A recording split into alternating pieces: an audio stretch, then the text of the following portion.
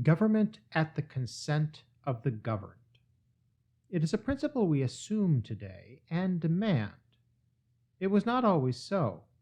For centuries in the medieval and early modern eras, the dominant European philosophy of government was the divine right of kings. The idea, dating back to Augustine, that the monarch held a sacred right to be monarch and was above the law because the monarch was the law. It was the principle held by Charles I, King of England.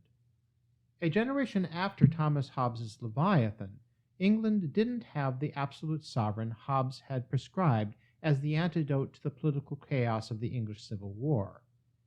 Charles II had, as Hobbes had hoped, ascended to the English throne in 1660, but it didn't end the strife over who should rule England. There was another removal of a monarch, James II, and another near civil war, again over the balance of power in the nation-state between the nobles and the monarch. John Locke was an ideas person, a kind of a 1600s think tank fellow who advised politicians and government officials. He himself was not a politician or governmental official, but he did work for Lord Ashley, the first Earl of Shaftesbury. His boss was very involved in government and politics, late in life as a staunch opponent of the king, James II, a cause Locke wholeheartedly supported. It was the principle of the right of political opposition that captured Locke's attention. The need to philosophically justify the removal of the rightful monarch, James II, moved Locke to develop his theory of political philosophy. His magnum opus on political philosophy, Two Treatises of Government, was likely written while he was evading capture and prosecution for his association with Shaftesbury. Locke had to go into exile in Holland beginning in 1683. Locke was writing his political philosophy in a political environment that was dominated by the perceived Catholic threat.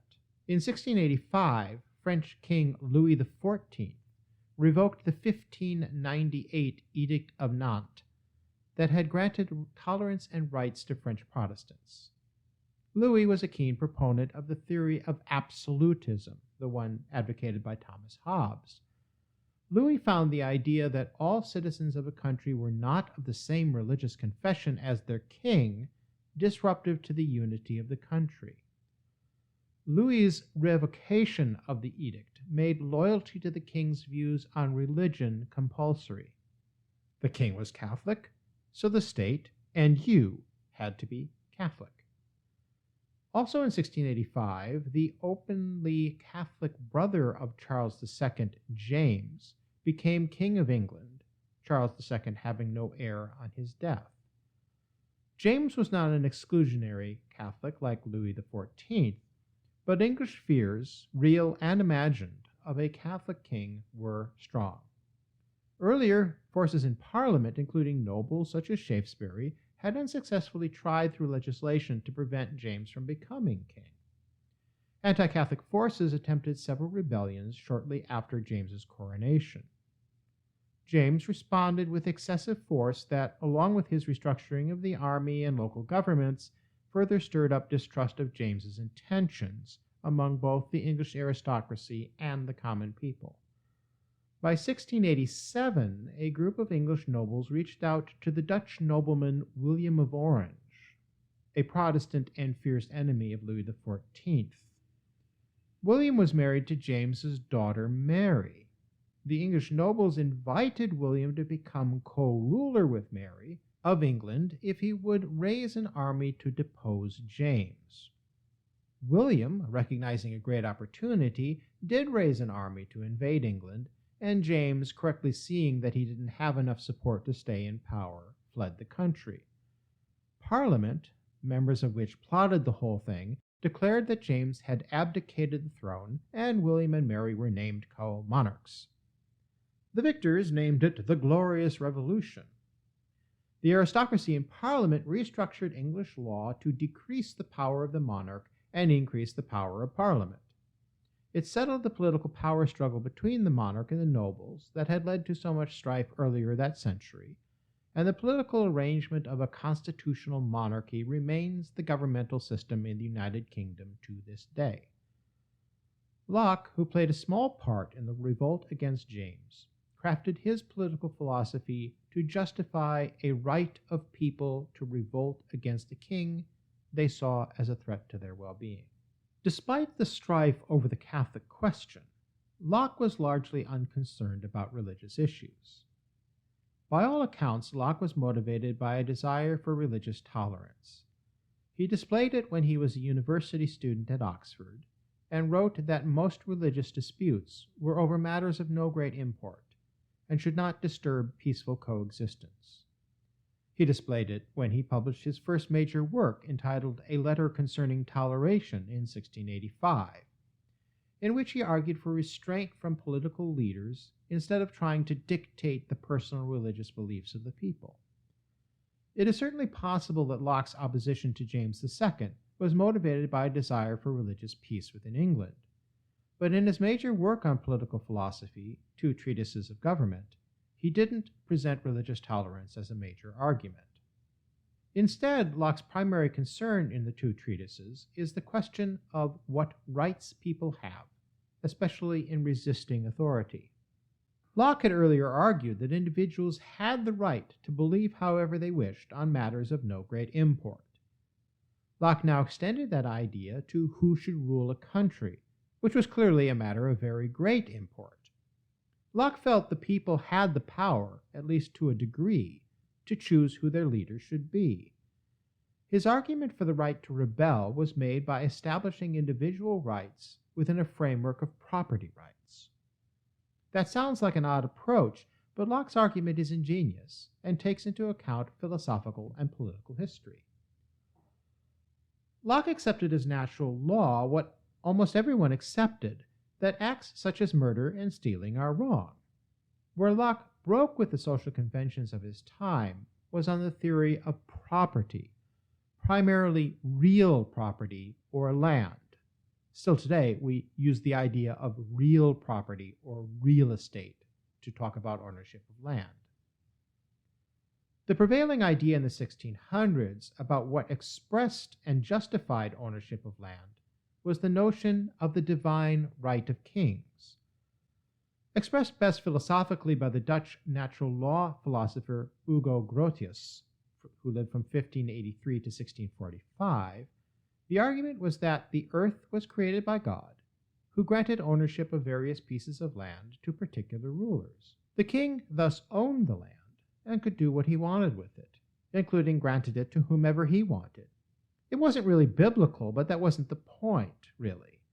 It was an explanation of how things had worked for a very long time. It was natural. The monarchies of both Britain and France operated in that way, as did most European states. The entire realm was considered to be owned by the king, who granted parts of it to various lords and barons, and people who lived on the land effectively belonged to the lord or baron who owned that land. That was how the feudal system worked. Grotius gave the philosophical explanation and defense of this reality, expressing it in terms of natural law. It was so, therefore it should be so. Locke argued against Grotius that property was, in reality, something that humans earn through their own efforts. Locke made a distinction between natural rights and legal rights. Legal rights are granted by a government's authority, and the government can take them away.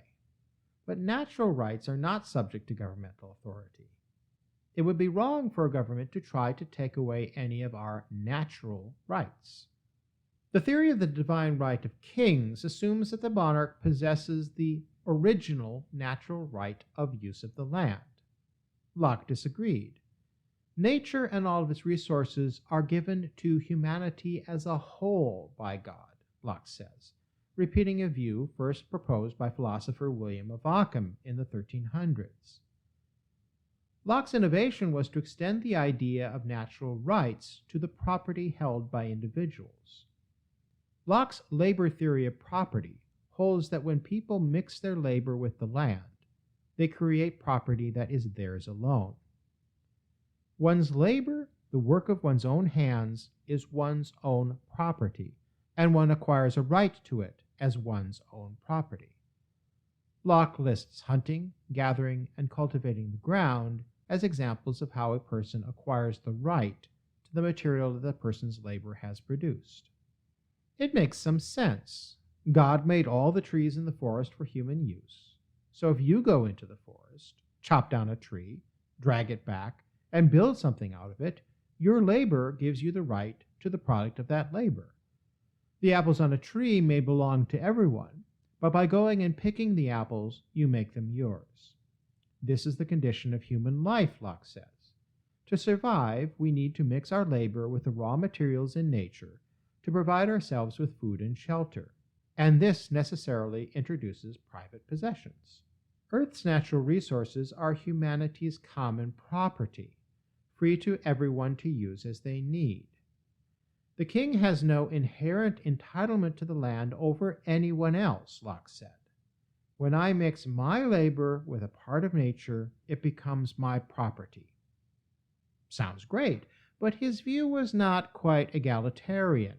As Locke puts it, and I quote, "Thus the grass my horse has bit, the turfs my servant has cut, become my property, without the assignation or consent of any body. The labor that was mine, removing them out of that common state they were in, hath fixed my property in them." Unquote. If you are paying any attention at all, something in Locke's passage should jump out at you. The turfs my servant has cut become my property. Locke talks about the power of the people, but he is operating under 1600s assumptions about who people are. He still considers the lord of the manor to be the one who owns the land by virtue of the labor his servants expend on it, because the servants belong to the Lord. Locke's passage and thought places the horse and the servant on the same level. They are both property. Nevertheless, for Locke, human labor is what distinguishes what belongs to all from whom what belongs to one, as long as that one person is of the aristocracy, thus, of course, excluding working people.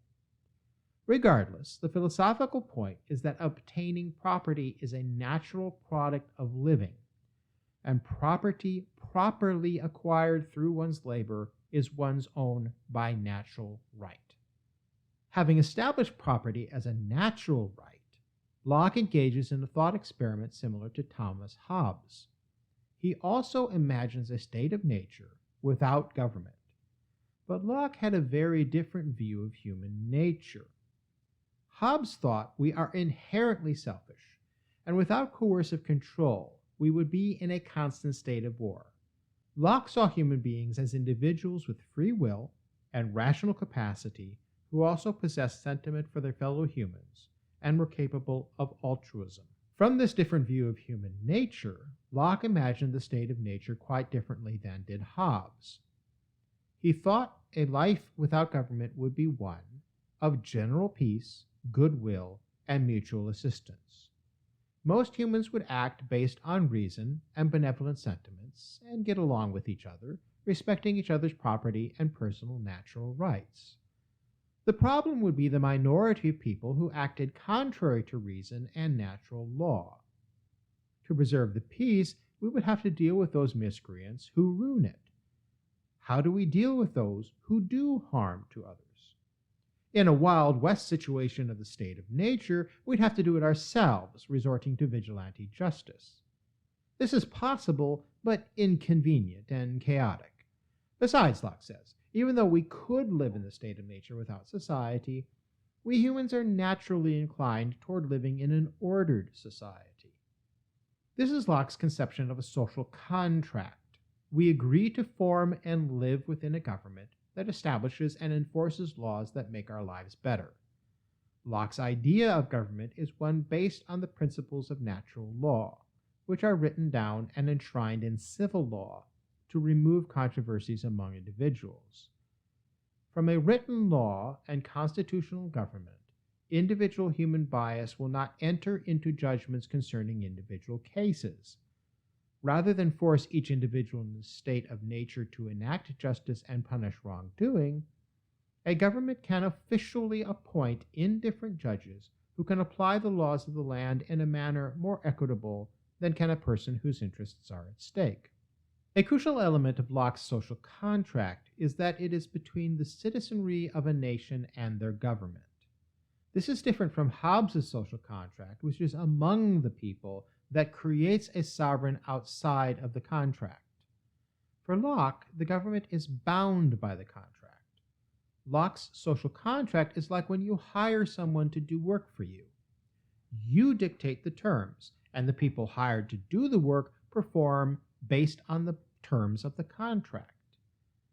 Government serves the people in Locke's social contract.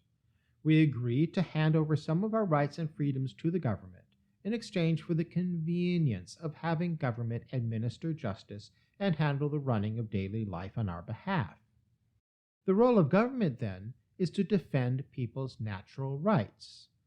Locke was blind to the rights of working people, women, and minorities to be involved in government, but he did state that one role of government was to protect the powerless from abuse. Ensuring social stability for the working class was essential to peace and stability for the nation. How does the labor theory of property relate to the right to revolt against a king? It transforms the idea of government itself. For Locke, government is a convenience. It is not necessary, and it is not divinely ordained. Rational people establish government because they find it preferable to live in a society rather than in a state of nature. Hobbes viewed the social contract as among the people. I surrender my rights if you surrender yours, and we hand over all rights to the sovereign who rules over us and protects us. Locke viewed the social contract as between the people and the government.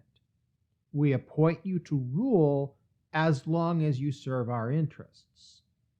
This difference in vision explains why Locke can accept revolt against the monarch, but Hobbes cannot. For Locke, if the monarch or government in general breaks the terms of the social contract, they have lost any right to remain in government. The people have a right to replace them. In fact, Locke argues, to preserve society, revolt against tyranny was not only the right, but also the duty of every person. Locke was no anarchist. He believed in morality, laws, and that people should obey authority and keep the peace within a society. Nevertheless, he asserts that there is a right to resist unjust authority, and in the last resort to rebel against and overthrow that authority. Just as you would fire someone you hired who proved to be corrupt or incompetent, a people should fire rulers who prove to be corrupt or incompetent. The basis of sovereignty is the law. A ruler is not above the law. Therefore, a ruler can be fired. People have a right to change rulers when they see fit. Locke wrote 2 treatises of government in response to the Glorious Revolution of 1688. This revolution was purely political and served the interests of a group of wealthy British landowners. Locke was part of that group as an employee of Shaftesbury. Locke's primary purpose in his book was to provide philosophical justification for the act of treason committed by his allies. This is why he uses his labor theory of property to explain why the king has no inherent rights to the land, but does not extend the right of property to the people lower in social class than the aristocracy. It is also why Locke's formula of the primary law of nature is that no one ought to harm another in his life, liberty, or possessions. Only later in the United States was this formula changed from possessions to pursuit of happiness. To be fair to Locke, his political philosophy contains more than a rationale for revolt. He was genuinely interested in how government can be structured to be stable and serve the interests of the people, within his definition of people, of course. The government, in Locke's conception, should have a separation of powers split into three branches, the roles of each being clearly delineated by a written constitution. The legislative branch had supreme power and had the ultimate authority over how the force of the state should be used. The executive branch was in charge of enforcing laws and how they applied to specific cases. The federative power was to act internationally according to the law of nature. The United States, in establishing its form of government 90 years later, patterned its basic structure of division of powers and separation of powers after Locke's ideas. The United States did this after justifying its revolt against the king by referencing Locke. Locke's faults and blindnesses aside, we can't dismiss the importance of his political philosophy. The basic idea is that there is a social contract between the people and their government, that government exists to serve the people, that government should be divided and limited by a constitution, and that government should enforce the laws on behalf of the powerless, are ideas that are now central to our notion of a democratic society. Locke is an example of how terms like liberal and conservative are relative to their time and place. Locke's ideas were for his time liberal, almost radical. For our time, because they do not extend rights to the working class, women, and minorities, his ideas would be considered conservative. Regardless of how you label Locke's political philosophy, his central ideas that government should serve the interests of the people and that politicians should see themselves as servants of the people have had a lasting effect in our society. Alas, these two central ideas have not had enough effect on governments and politicians.